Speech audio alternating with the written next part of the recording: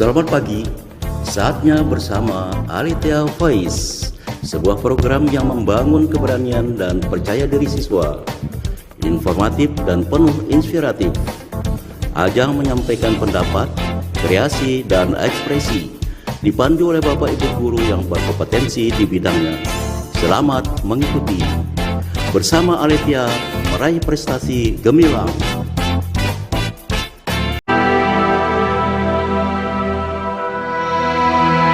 Pahlawan adalah setiap orang yang berjasa bagi orang lain, masyarakat, bangsa, dan negara.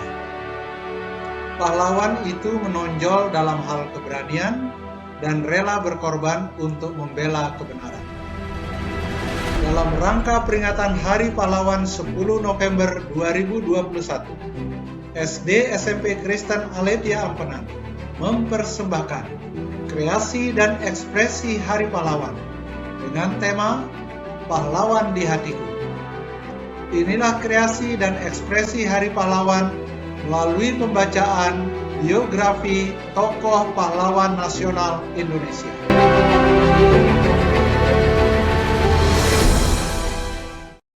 Shalom, nama saya Frederika Jini Sarwono dari kelas 9A nomor absen 9 dan kali ini saya akan menceritakan tentang biografi Ahmad Subarjo. Ahmad Subarjo lahir di Teluk Jambe, Karawang, Jawa Barat pada tanggal 23 Maret 1896. Ia merupakan putra dari pasangan Teuku Muhammad Yusuf dan Wardina. Sang ayah masih keturunan bangsawan Aceh dari Pidie. Kakek Ahmad Subarjo dari pihak ayah adalah ule balang dan ulama di wilayah Luang Putu. Teuku Yusuf bekerja sebagai pegawai pemerintahan dengan jabatan Mantri Polisi di wilayah Teluk Jambe, Karawang. Sedangkan sang ibu merupakan keturunan Jawa Bugis dan merupakan anak dari camat di Teluk Agung, Cirebon. Mulanya, Ahmad Subarjo diberi nama Teuku Abdul Manaf oleh ayahnya dan Ahmad Subarjo oleh ibunya. Sedangkan nama Jojo Adi Suwarjo ditambahkannya sendiri setelah dewasa saat ia ditahan di penjara Ponorogo karena peristiwa 3 Juli 1946.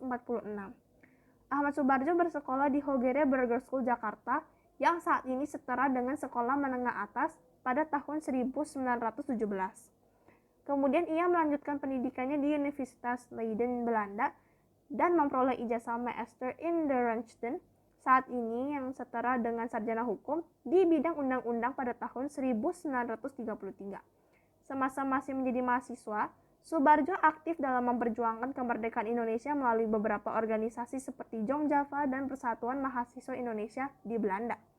Pada bulan Februari 1927, ia menjadi wakil Indonesia bersama Muhammad Hatta dan para ahli gerakan-gerakan Indonesia pada persidangan antarbangsa Liga Menantang Imperialisme dan Penindasan Penjajah. Yang pertama di Brussels dan selanjutnya di Jerman. Pada persidangan pertama tersebut juga hadir Jawaharlal Nehru dan pemimpin nasionalis lainnya yang terkenal dari Asia dan Afrika. Sewaktu kembalinya ke Indonesia, Subarjo aktif menjadi anggota Badan Penyelidik Usaha Persiapan Kemerdekaan Indonesia atau BPUPKI dan kemudian Panitia Persiapan Kemerdekaan Indonesia atau disebut juga dengan PPKI.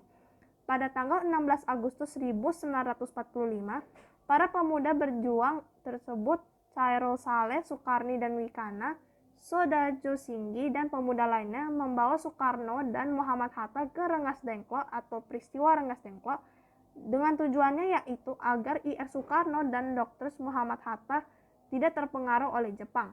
Para pemuda pejuang tersebut kembali meyakinkan Soekarno bahwa Jepang telah menyerah dan para pejuang telah siap untuk melawan Jepang. Apapun resikonya, di Jakarta terjadi perundingan antara golongan muda yang diwakilkan oleh Wikana dan golongan tua yang diwakilkan oleh Ahmad Subarjo. Ahmad Subarjo menyetujui untuk memproklamasikan kemerdekaan Indonesia di Jakarta. Maka diutuslah Yusuf Kunto untuk mengantar Ahmad Subarjo ke Rengas Dengklok. Mereka menjemput Soekarno dan Muhammad Hatta kembali ke Jakarta. Ahmad Subarjo berhasil meyakinkan para pemuda untuk tidak terburu-buru untuk memproklamasikan kemerdekaan.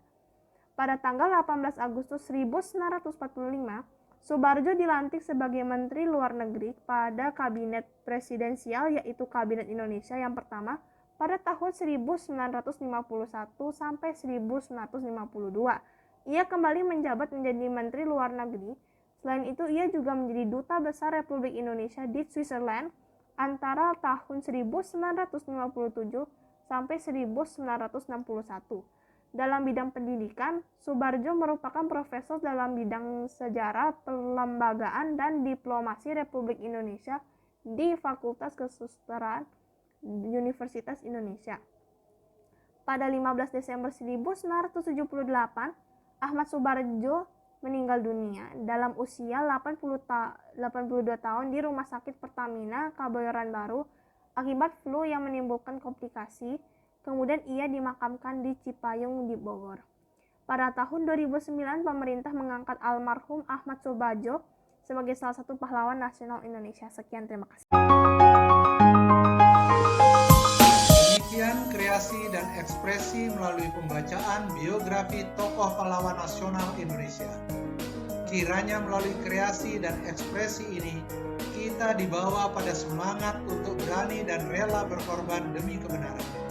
Pahlawan di hatiku, kobarkan terus semangat juang kita dalam belajar.